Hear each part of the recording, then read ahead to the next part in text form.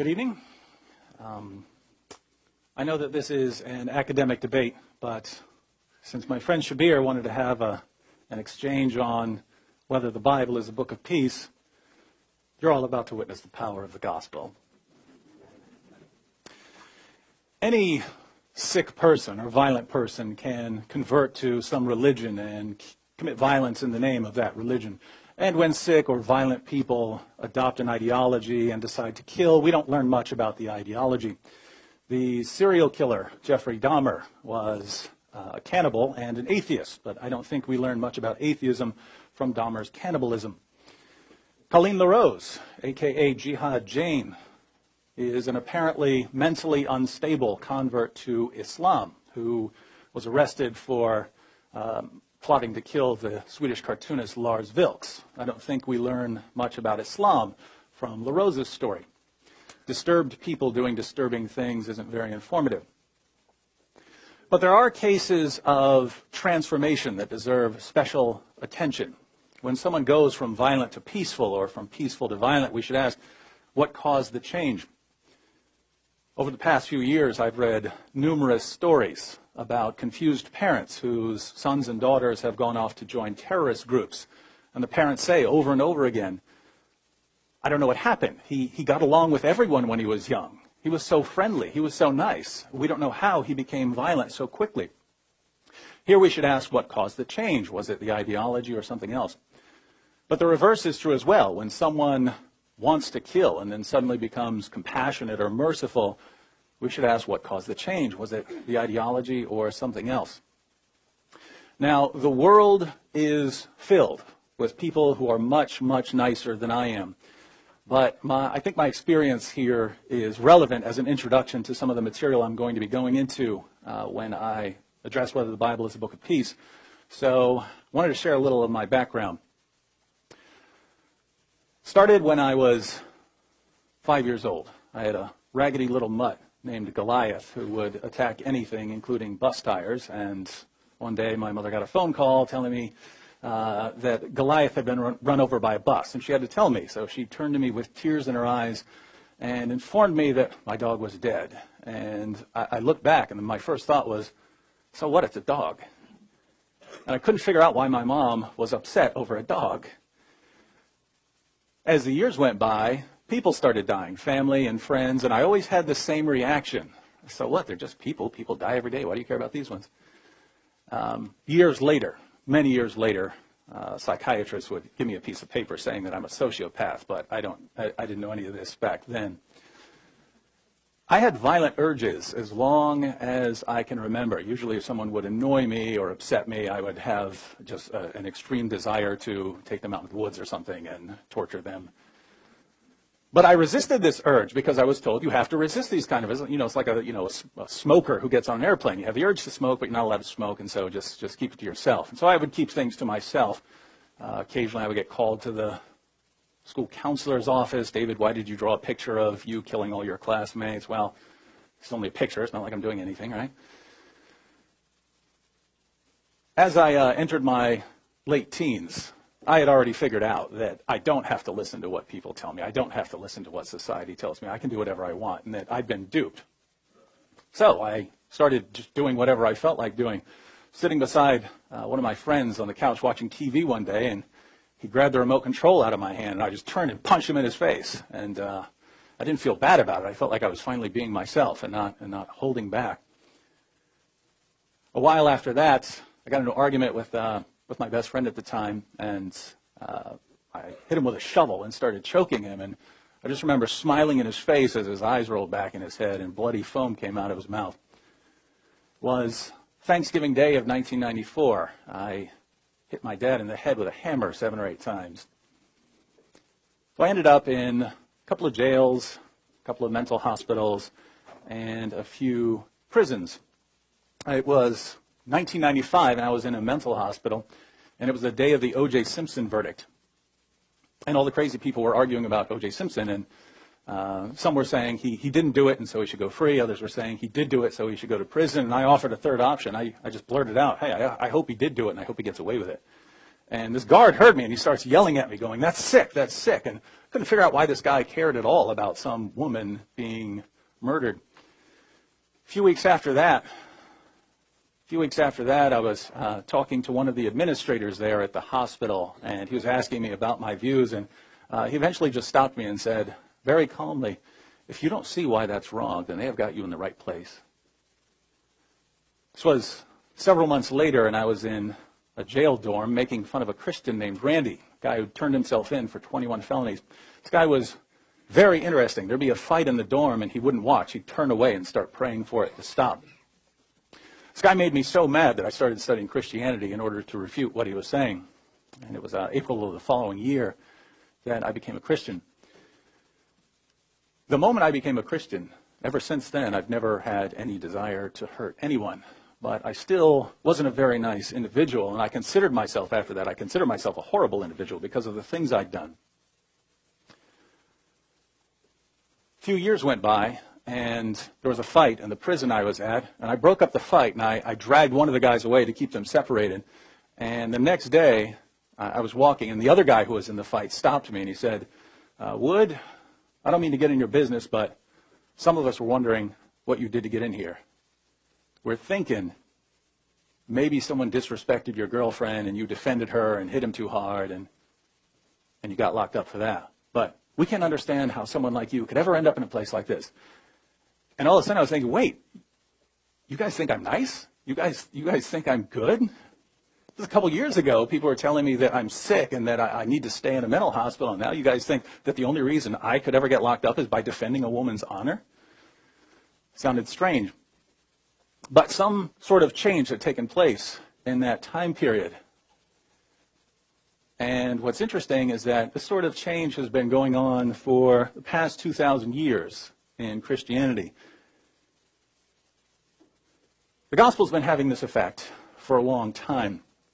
When the 12 disciples decided to follow Jesus, they thought that they were taking part in what would eventually become a violent revolution against the Roman Empire.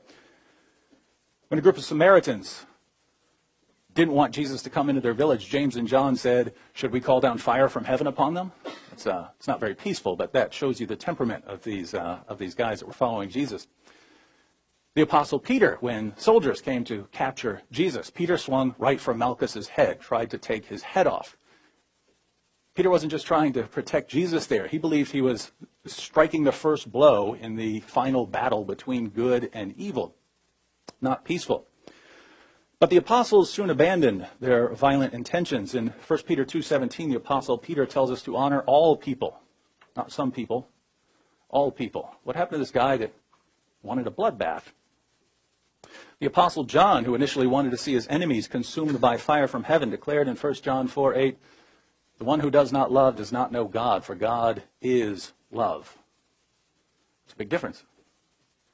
The apostle Paul, Saul of Tarsus, was a Pharisee who believed that Judaism had to be cleansed of all heresies in order for the Messiah to come. So if you wanted violent revolution against the Roman Empire, you had to cleanse Israel spiritually, and that's why he had to exterminate Christianity. If you wanted a violent revolution against the Romans, you had to start with violence against the Christians. After becoming a Christian, Paul wrote to the church in Rome, "Never pay back evil for evil to anyone. If possible, so far as it depends on you, be at peace with all men. If your enemy is hungry, feed him. If he is thirsty, give him a drink." He wrote to the church in Corinth, "Let all that you do be done in love." He wrote to the church in Ephesus, "Walk in love." He wrote to the church in Thessalonica, "May the Lord cause you to increase and abound in love for one another and for all people." Not some people, all people. What happened to the guy who just wanted a bloodbath again? Now, what changed these men? I would say two things. First, Jesus emphasized love as the core Christian virtue. One day, Jesus was asked, "What is the greatest commandment?" He said, of course, in Mark 12, "The foremost is, Hear, O Israel, the Lord our God is one Lord, and you shall love the Lord your God with all your heart, and with all your soul, and with all your mind, and with all your strength. And the second is this, you shall love your neighbor as yourself." But he goes on in Matthew chapter 5 to order his followers to love even their enemies. He says, you heard that it was said, you shall love your neighbor and hate your enemy. But I say to you, love your enemies and pray for those who persecute you. Love your enemies and pray for those who persecute you. Not surprisingly, Jesus would rebuke his followers when they weren't walking in love. He rebuked James and John for suggesting that they should call down fire from heaven on those who opposed Jesus. When Peter attacked Malchus, Jesus said, put your sword back into its place, for those who live by the sword will die by the sword. So he was pointing out that violence just leads to a cycle of violence. Muhammad is actually a perfect example of this. Muhammad was poisoned by a woman whose family had been killed during the invasion of Khaybar.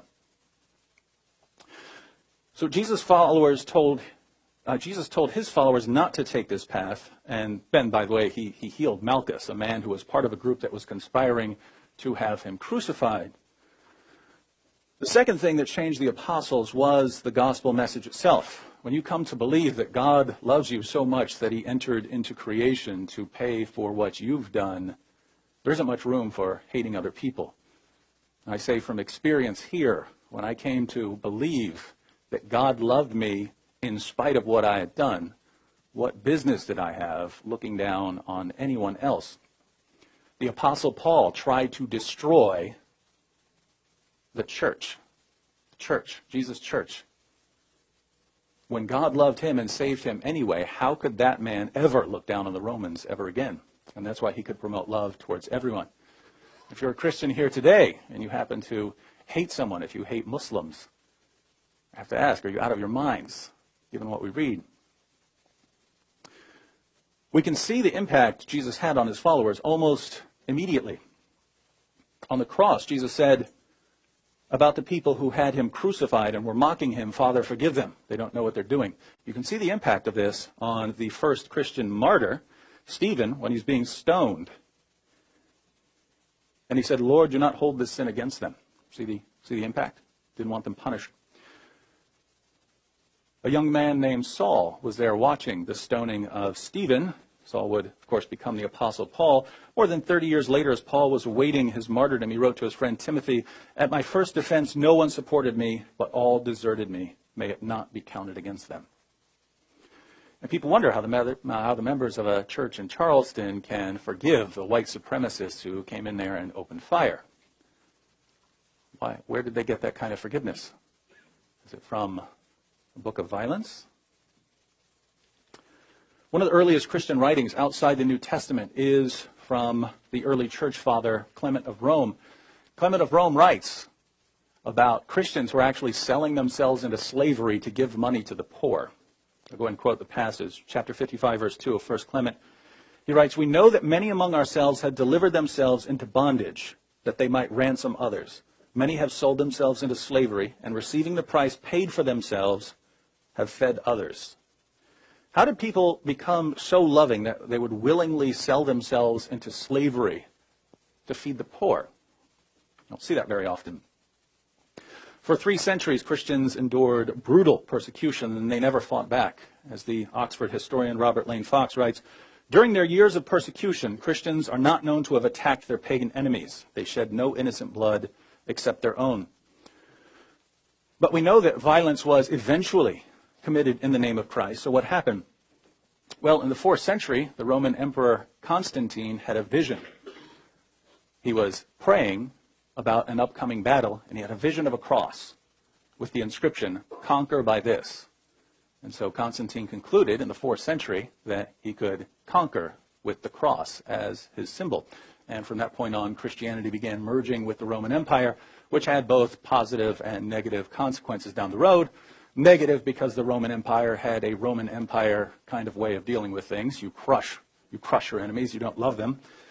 But the impact of Christianity on the Roman Empire was unmistakable, and moral reform began immediately. I'll give you a couple of examples. When Christians began preaching the gospel, the favorite form of entertainment in the Roman Empire was the gladiatorial games. And people would cheer with glee as slaves and prisoners were forced to cut each other and hack each other to pieces for people's enjoyment. The floor of the Colosseum would be just swamped in blood by the end. And one of the favorite spectacles was cutting open one of the bears to see the undigested body parts of humans that were inside it after it had eaten some human beings. And this was the main form of entertainment. Christians were horrified at this violence, and they boycotted the games. Marcus Minucius Felix records a 3rd century Roman condemnation of the Christian community as follows: "You do not attend our shows. You take no part in the processions. You are not present at our public banquets. You abhor the sacred games," the gladiator games. Within a century of Christianity becoming just a legal religion, the gladiatorial games were abolished throughout the Roman Empire. The British historian William Lecky comments, "There is scarcely any single reform so important in the moral history of mankind as the suppression of gladiatorial shows, a feat that must be almost exclusively ascribed to the Christian church." Infanticide, killing unwanted babies or leaving them exposed to die, was extremely common among the Greeks and Romans. Children born frail or with defects would be tossed in a river or left in the woods to die. Unwanted daughters would be tossed in a river or left in the woods to die. Christians condemned this practice in the 1st century. We read in the 1st century work, the Didache, "You shall not murder a child by abortion, nor kill that which is born." In the 2nd and 3rd centuries, Christians were collecting these abandoned children to care for them. After Christianity was legalized in 374, the Roman Emperor Valentinian, under the influence of Bishop Basil of Caesarea, outlawed infanticide and child abandonment. In the 1st century, it was standard practice for Christian churches to maintain lists of needy people who would be supported by the local church. Over the next few centuries, Christians would often care for orphans in their homes. But when Christianity was finally legalized in the 4th century, Christians invented orphanages. My father grew up in an orphanage, so he's in the debt of the Christians who invented them. In the same century, Christians invented hospitals. Prior to the spread of Christianity, there were places where soldiers could be treated, and there were places for people to go and get a diagnosis. But the idea of a place for the public where people could go in and be cared for when they were sick, that didn't occur to anyone. It occurred to Christians. So if you've ever been treated in a hospital, you're in their debt. Also in the 4th century, Christians invented hospitals for the mentally ill. I suppose I'm in their debt.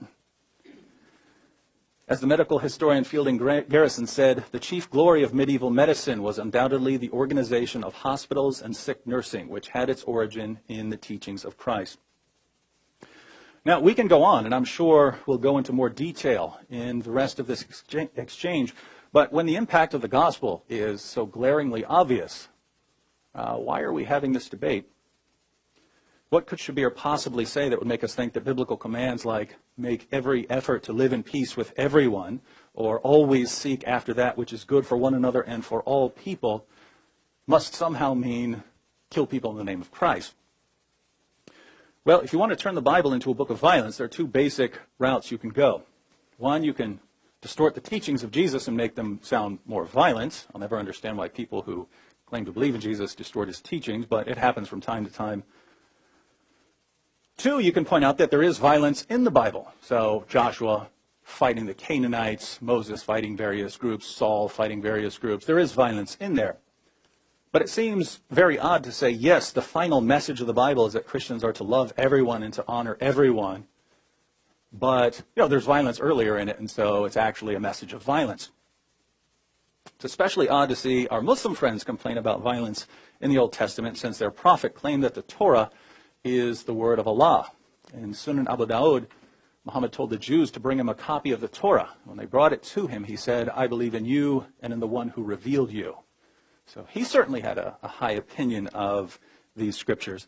And of course, in various places in the Quran, we have the affirmation of the inspiration, the preservation, and the authority of the Torah. So it's true that there is violence in the Torah, but the Torah is affirmed by both Christianity and Islam. The difference is that according to Christianity, this violence was limited both temporally and geographically, and it came to an end with the gospel, while in Islam the violence continues in a different form. So is the Bible a book of peace, given the final marching orders to love everyone, to honor everyone, to live in peace with everyone? I'd say that it's obviously a religion a peace and a book of peace.